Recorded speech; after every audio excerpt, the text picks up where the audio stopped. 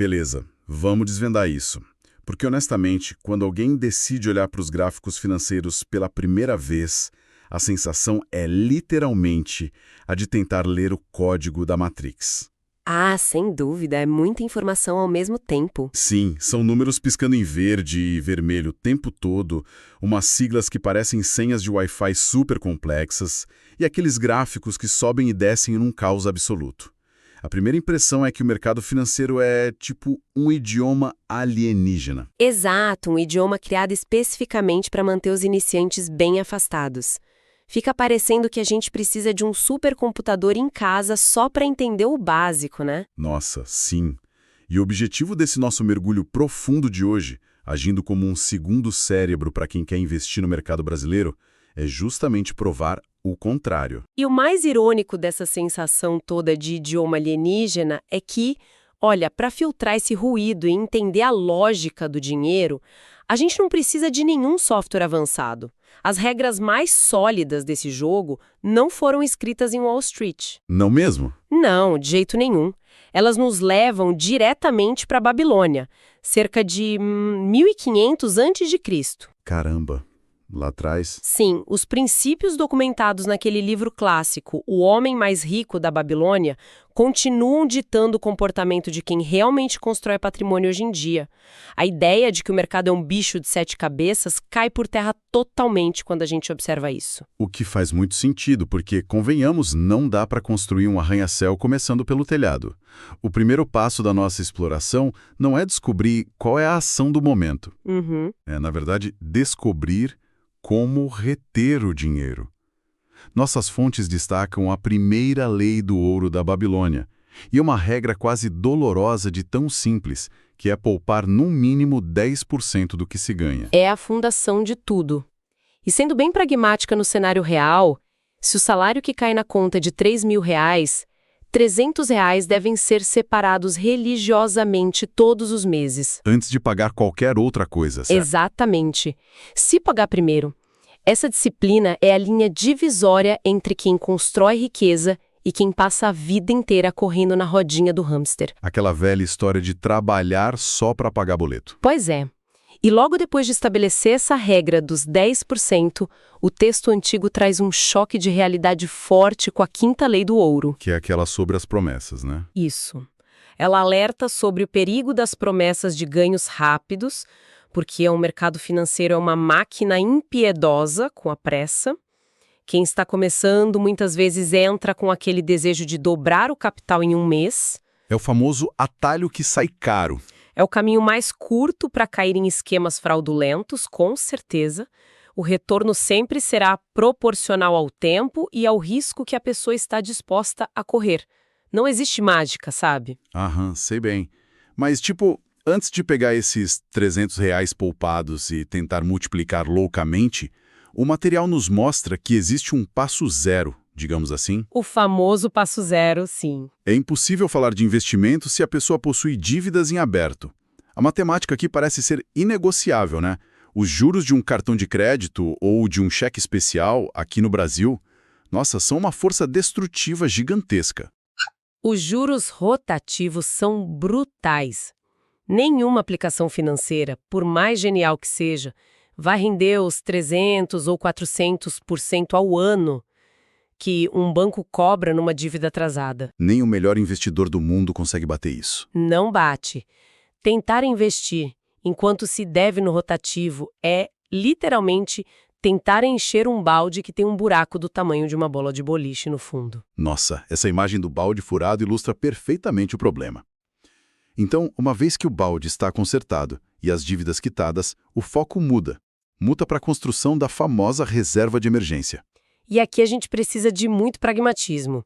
O ideal que as fontes trazem é acumular o equivalente a 6 meses do custo de vida mensal da família. Tá, então se a casa precisa de R$5.000 para funcionar no mês, nós estamos falando de uma reserva de R$30.000. Isso mesmo, uma quantia considerável. E os textos deixam super claro que esse dinheiro precisa de duas coisas fundamentais: altíssima segurança e liquidez imediata.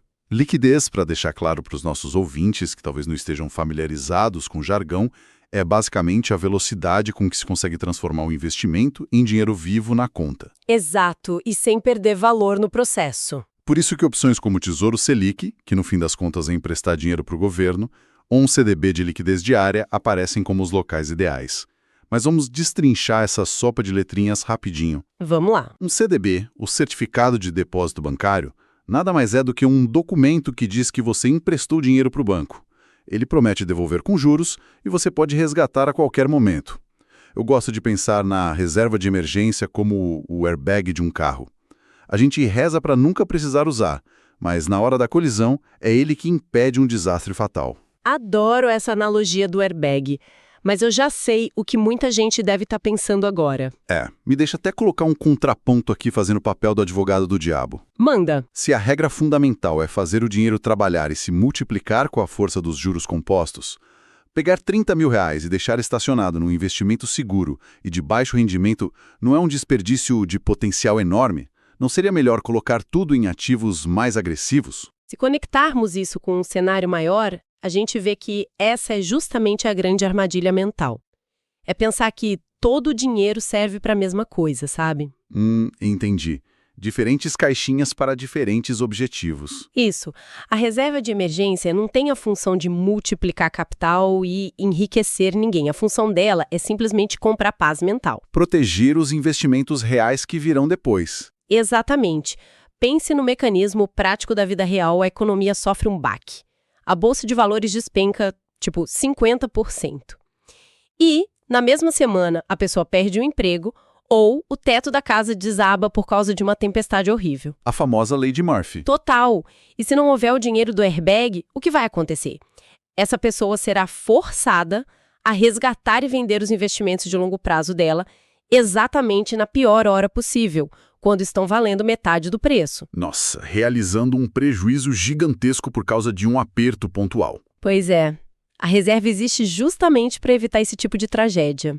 Entendi perfeitamente o mecanismo. O airbag protege o passageiro, mas também protege o motor do carro de fundir, por assim dizer. Bom, com essa fundação cimentada, o próximo passo nas nossas fontes é finalmente entrar no mercado de verdade. Agora a diversão começa. E surte a dúvida para quem está começando fisicamente ou virtualmente, para onde a gente vai? Como é que eu entro nisso? As corretoras de valores, como XP, Nuinvest, BTG, são apresentadas nos textos de apoio basicamente como grandes supermercados. Uma definição excelente. Em vez de você caminhar por corredores procurando arroz e feijão, o investidor navega por plataformas onde as prateleiras estão lotadas de produtos financeiros. E quando a gente fala de bolsa de valores no Brasil, o grande shopping center central de tudo isso é a B3, correto? Correto. E dentro da B3 é vital que o recém-chegado compreenda a diferença entre dois ambientes que funcionam ali ao mesmo tempo, o mercado primário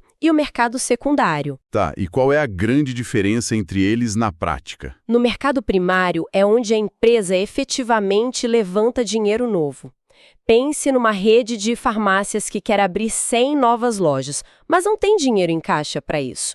Ela vai lá e emite ações novas. O dinheiro de quem compra vai direto para o cofre dessa empresa financiar essa expansão. É tipo comprar um carro 0 km direto da fábrica. O seu dinheiro vai lá para a montadora produzir mais carros. Perfeito! Já o mercado secundário, que é onde acontece 99% das operações diárias que a gente vê no jornal, funciona exatamente como uma feira de carros usados. Ah, então é investidor vendendo para investidor. Exato. O investidor decide que quer se desfazer daquela ação da farmácia e vende para outro. O dinheiro passa da conta de uma pessoa física para outra. A empresa da farmácia em si não recebe um único centavo dessa troca. É só uma mudança de titularidade. E isso acontece milhares de vezes por segundo. Fantástico. Bom, quando começamos a explorar as prateleiras desse supermercado financeiro, a categoria mais robusta e recomendada para os primeiros passos é a renda fixa. Sim, é o terreno mais seguro para começar. É o ambiente onde a pessoa veste o chapéu do que as fontes chamam, curiosamente, de agiota do bem. Em vez de pedir empréstimos e pagar juros abusivos, o indivíduo vira a mesa e vira o credor da história. Exatamente. E existem várias portas de entrada aí. Se a pessoa quer emprestar para o governo federal, ela compra títulos do Tesouro Direto. Se ela quer emprestar para bancos financiarem o setor imobiliário, ela usa uma LCI. Que é a letra de crédito imobiliário. Isso.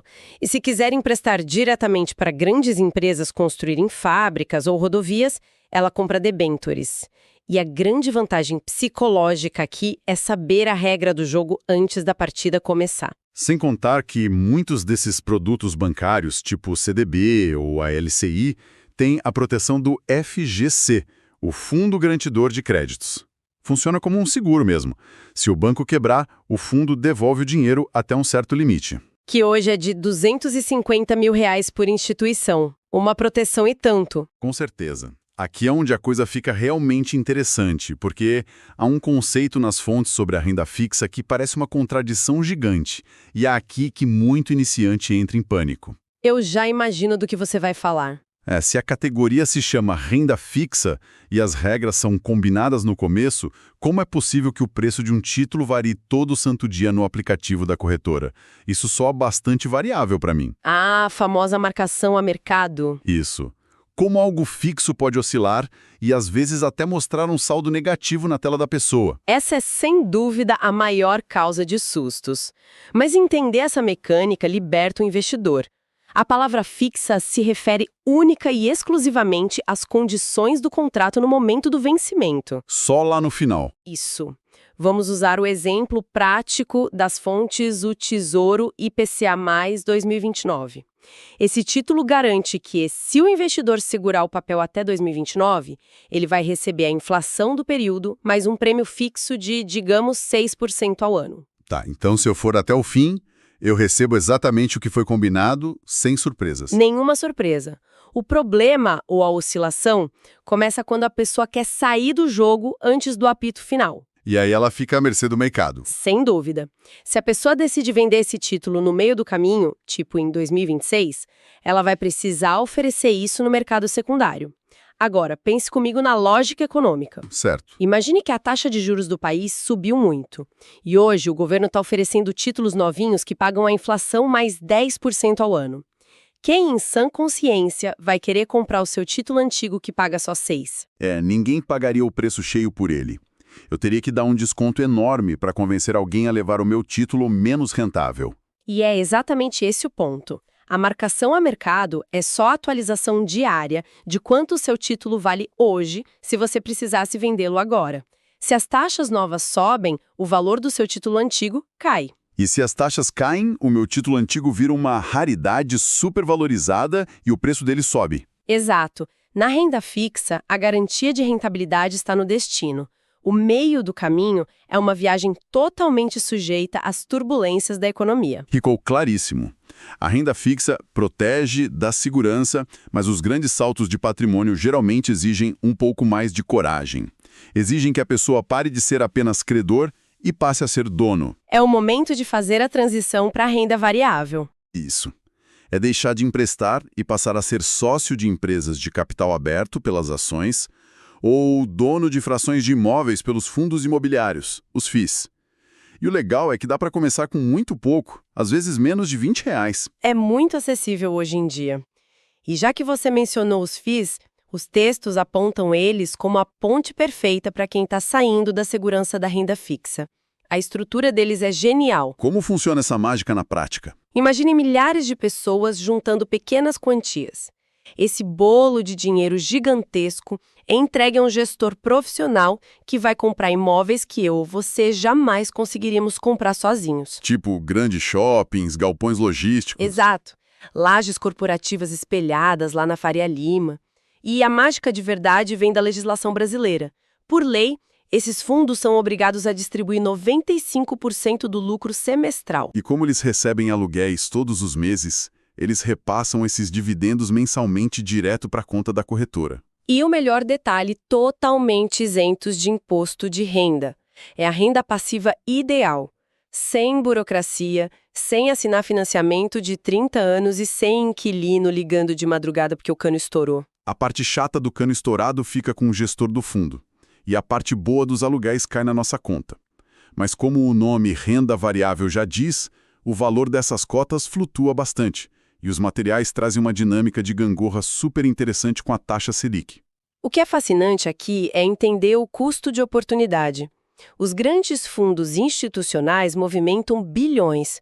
Se o governo sobe a Selic para lá de 13% ao ano, pagando isso na renda fixa sem risco nenhum, por que esses tubarões arriscariam na bolsa? Não faz sentido nenhum arriscar. Nenhum. Então eles vendem as ações, tiram o dinheiro da bolsa e colocam na renda fixa. Como muita gente vende ao mesmo tempo, os preços dos ativos despencam. A bolsa cai. Isso. Mas quando a Selic despenca de novo, a renda fixa deixa de ser atrativa. Esse dinheiro bilionário é forçado a voltar para a renda variável, buscando retorno, e aí a bolsa sobe. Então, o que isso tudo significa para o pequeno investidor? Significa que quando o noticiário está em pânico porque a bolsa está caindo devido aos juros, é na verdade um momento em que participações e negócios sólidos estão em liquidação. Exatamente. Os ativos ficam muito mais baratos. Mas olha só, colocar o dinheiro suado em algo que flutua a cada minuto, dependendo do que o Banco Central decide, não é essencialmente um cassino? O prêmio de risco vale mesmo a pena a dor de estômago das quedas bruscas? Mas a longo prazo, tipo 5, 10 anos ou mais, o preço das ações segue o crescimento dos lucros das empresas. É um reflexo do balanço da empresa, no fim das contas. Sim. Renda variável não é aposta no vermelho ou no preto da roleta. É participação da economia real. Se a empresa lucra mais, ela vale mais. E se o mercado tem essas oscilações drásticas, como a gente evita a ruína financeira? Como a gente protege o nosso barco? A resposta das fontes misturam matemática e psicologia. A matemática é clara, diversificação. Nunca colocar todos os ovos na mesma cesta. E as fontes citam metodologias como a da Arca e dão exemplos tristes de quem não diversificou. Pessoas que colocaram todo o dinheiro numa ação só, tipo Americanas ou Magazine Luiza, e perderam quase tudo. É devastador. Por isso, a regra de ouro sugere ter entre 10 e 15 empresas excelentes na carteira de ações. E de setores diferentes, claro. Sim, diversificação intrasetorial é a chave. Não adianta ter 15 empresas do mesmo setor, porque se o setor vai mal, a carteira toda sofre. Mas passar muito de 15 também é ruim, porque pulveriza demais e você perde o controle de onde seu dinheiro está. Faz todo sentido. Mas a segunda barreira de defesa não é matemática, é mental. E aqui eu faço uma observação basicamente, o cérebro humano é o pior conselheiro financeiro que existe, né? Nossa, com certeza absoluta. Porque nós fomos programados para sobreviver na savana africana, caçando e fugindo de leão. Não para analisar gráficos de juros compostos na tela do celular. Isso levanta uma questão importantíssima, que são os vieses comportamentais. O mercado explora muito isso. Um exemplo clássico das fontes é o viés da ancoragem, usando o caso da Magazine Luiza. Como foi isso? A ação bateu uns R$ 27 na época de euforia. Quando a situação virou e ela caiu para 25, o cérebro do investidor ancorou lá nos 27 e pensou: nossa, tá barato, vai voltar. Mas os fundamentos já tinham mudado. Exato. Aí caiu para 20, 15, 10, e o cérebro continuava agarrado àquela âncora dos 27, recusando-se a aceitar o erro. É por isso que precisamos definir uma estratégia prévia. Um plano bem definido antes de entrar. Um plano frio, sem emoção. Tipo, só vou colocar 5% do meu patrimônio nessa ação. Assim, quando o pânico bater, você segue o combinado e não o instinto. Perfeito. Recapitulando rapidinho a nossa jornada de hoje para os nossos ouvintes, tudo começa com a organização e a reserva de emergência, avança para a renda fixa, para proteger e render com segurança, e salta para a renda variável e os FIIs para acelerar, sempre com o escudo da diversificação. Um mapa claro e prático. E para encerrar o nosso mergulho profundo, as fontes deixam uma semente provocativa na cabeça. De hoje em diante, sempre que houver um gasto no shopping, no pedágio ou até pagando a conta de luz, lembre-se, há um grupo de investidores recebendo uma fração desse dinheiro como dividendo. O dinheiro está sempre trabalhando para alguém. Exato. A reflexão final que fica no ar é até quando o indivíduo será apenas o consumidor que paga a conta, em vez de se tornar também o dono que recebe os lucros. Fica a reflexão. Muito obrigado a todos e até a próxima exploração.